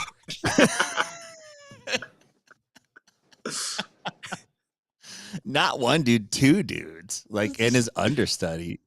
These guys are like third cast characters. Dude, oh my God. Because the second guy was wearing white Air Force Ones. It's the white belt and the black belt. 100% that man got a stripe after that. It was his That training white belt day. got a stripe. It's just... It was every on time you PCP. Now, Tim, I think this is the last one, but it definitely made me chuckle a little bit. And it is this one right here. It says Broncos tickets, check. Gray sweatpants, check. Wife beater, check. Spa cap, check. Twinning with my homie, check. You think they took a picture for the gram that day? I bet they did, dude. Well, listen, gents, this has been fun, but I think our time is growing pretty much to a close. I would tell you this. I feel like we learned a lot here today. We did some numbers analysis. We got to the topicals, but I think it is important to remind the people where you can find us. So I'm going to start over first with you, Kevin. Kevin, where can people find you if they are looking to find you, sir? Yeah, hit me up at Kevin Grapples on Instagram. I'm sort of on an unofficial Instagram hiatus right now. So, like, if you DM me, don't trip. I'm not going to see it for like I want to point this out. I've never had a more excited throw to a person for plugging their shit. Like, when they've told us, like, yeah, man, I'm on a little bit of a hiatus. And I'm like, I would love to see that happen right now. Plug your hiatus if you would, sir. Because there's nothing better than a person to be like, Rap, you can hit me up. You can hit me. Can you give your anytime. email address out? Can we Kevin email Grapples, I won't get back to you anytime soon. So yeah, definitely follow me, DM me, and I'll get back to you in 10 business days. 7 to 10 business days. You're working for the government now? So Tim, I think Sorry. Tim has some. No, you're fine. I think Tim has some things to plug. But Tim, we should be telling people. I mean, you know best some of our sponsors, but you should be telling people where it is. Maybe they can find some of our sponsors in addition to your great stuff. Make sure you check out Salt. These dudes really helped us out. My camera works a little faulty there, but there we go. You can use the discount code Bullpen15. They just got set up with that and save 15% at the checkout. I'm hooked on this stuff. My family's hooked on this stuff. It's jiu-jitsu, guys. It's an electrolyte drink. It has electrolytes, but it also has salt in it, which is a pretty cool thing. And it really hydrates your body, makes you feel better. Everybody that has done it is pretty sold on it. We got BMAC sold on it. We're going to get Egg out there. We're going to holler out, man. So make sure you check them out. Go to saltelectrolytes.com. And thank you guys very much for your support of the Bullpen. We couldn't do it. It's all independent. And when you put your money into something like this, you're actually funding it. It doesn't happen without that help. I know I sound like a PBS pledge-a-thon right now, but it's true. So thank you very much. In terms of what I'm doing, I want to give a big shout out real quick. The PGF 7 Austin qualifier just took place and Sebastian Attard won the 205 division. So big shout out to them. You could check that. It's like a 35-minute condensed episode of it that you could watch the whole thing if you go to PGF World, their YouTube, probably Brandon McKenna. Me at Inside BJJ. We're going to be live tonight in just probably 7:30 or so. You can also Inside BJJ. I got a bunch of weird shit on there, and if you're into that kind of stuff, you should check it out. It's and I appreciate the support. Thank you, Raf. Thank you, Kevin. It was a great show, man. As always, can't wait to see you guys soon, man. Just listen, dude. I can't tell you how to plug your shit, but like, you know, maybe save the plug for weird shit when you're not plugging the product. You're just like, you guys like some weird stuff? I got it too. It's okay. It's some good stuff. Maybe it's some stuff you like, maybe not. Like, just give me a reason to go to the thing. When you start being like, bro, it's real niche and we don't get much done, but you can come there. It's like, why would I go there? And then if you get the weirdos that show up at your place, you're like, listen, you know why you got those folks. So anyway, look, man, $5 is $5. They said you had weird shit, man. I'm trying to get weird. It says Sebastian is a crazy Aussie. So wait, hold on. Tim, did you say you have him? No, I said he won the season 7 qualifier I was in like, Austin, Texas. Listen, Sebastian, I put it out to you that you're supposed to come on my show. And I have not heard back from you. So if I was going to hear that you had him first, I was about to be like, oh, really? Do you have an appearance, Sebastian? So this is putting out the APB for that kid. That kid has not gotten back to me yet. And, you know what I mean? I'm going on vacation, quote unquote. I'm going to Illinois to see the in-laws. So it's not a vacation, but I'm not around. So Plus, after that, I go straight to Subversive. What's up? You should have did that as the Nate Diaz Godfather. That would have been perfect, man. You're gonna do his show. First of all, if you don't show up on any show, you show up on my fucking show. You don't show up on anybody else's show. Second of all, like, you gotta come and we gotta talk about PGF, because guess what, motherfucker? You're gonna see me at PGF, and you know, now it's going into De Niro. Like, they all kind of blend together, but I can hear it. I can see it. I can make it happen. Similar spirit. All right, gents, thank you both. I'm going to close this bitch up. I'll see you guys both off air. But my thanks to our panel, and my thanks to you guys for tuning in. A few quick reminders. If you like the show here, like, comment, and subscribe. That's not just me on Grappling Hour. That is our good friend Tim Freeman at Inside BJJ. He has some weird stuff. Maybe you like it. Maybe you want. I don't really know. It's not my thing. I just want to make sure that you guys know it is something that we work very hard to do, and giving you content. We did get a note a little bit earlier that I would like to point out that, yes, is very sweet, very nice. And this comes from Aguas, whatever you want to pronounce this. And it says, I don't know how you guys haven't been gaining massive subscribers since CJI. Content has been great and consistent. Well, thank you. You know, the quickest way to remedy that is for you, the person who has not liked, comment, or subscribed, to do all of those things. So the more help and support that you give us, and I can tell you this, our numbers have definitely shot up since those things, but they can always go up a little bit higher. And, you know, it really does mean a lot to us here. So thank you so much for your support. We love you guys. Last couple things and reminders. You can catch me and the crew back here next Friday for another installment of The Bullpen. And then we will be on another episode that will be the official pre-show to Subversive 11. That will be live in San Diego. If you come to that event, say hi to me. Very quickly. I'll be very stressed. I'll be behind the scenes, but I will definitely try to say hello. And if I do not, that's producer Raf. You don't want to talk to producer Raf. You always want to talk to host Raf. Host Raf, great time. Producer Raf, kind of an asshole. So there is that. All right, you guys. I think that's going to do it for us. We love and appreciate you guys. It has been a great week for grappling. We'll see you back on the mats. Hours is a steep mountain to climb to become a master, especially when the task at hand puts a relentless demand on your body. There is nothing casual about this sport. It's all in, all effort, all focus. It takes a lot from you, but the reward is unmatched. Mastery of oneself, an acute understanding of your weaknesses with an explosive sense of your strengths. Being able to complete the climb to mastery requires the proper nutrition.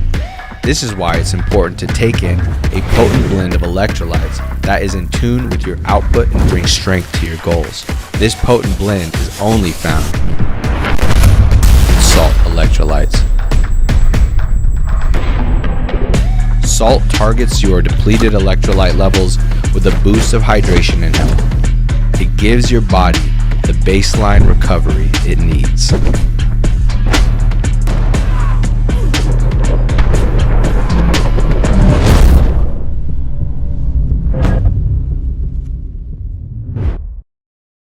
Your BJJ game with inverted gear, where pandas and performance meet. Whether you train in a gi or prefer no gi, we have something for you. Our gear is built to last and designed to perform no flashy extras, just high-quality craftsmanship and minimal design. Plus, pandas. Don't miss our back-to-school sale going on now. Visit www.invertijar.com and roll with confidence panda style. Welcome back to another installment of The Bullpen. Kev, we got a huge board. Why don't we get straight to it right now? Go ahead and lead us off. Yeah, thanks, Raf. I mean, today we're talking about the clean aesthetic of Gold BJJ. They're phenomenal streetwear they've got. It's not just training gear, guys. You can get streetwear. Raf, are these all Gold BJJ? All of these cards are Gold BJJ? Yep, just read the script like we talked about. Yeah, you're right. They've got a variety of styles. They have a bag. It's phenomenal competition gear. You can bring it with you. You can throw it in the wash. Raf, these are really cool. Are any of these for me? Like that bag? No. They didn't have any stuff for you. Well, they're really affordable if you need to go out there and get them. You can just get the stuff, goldbjj.com.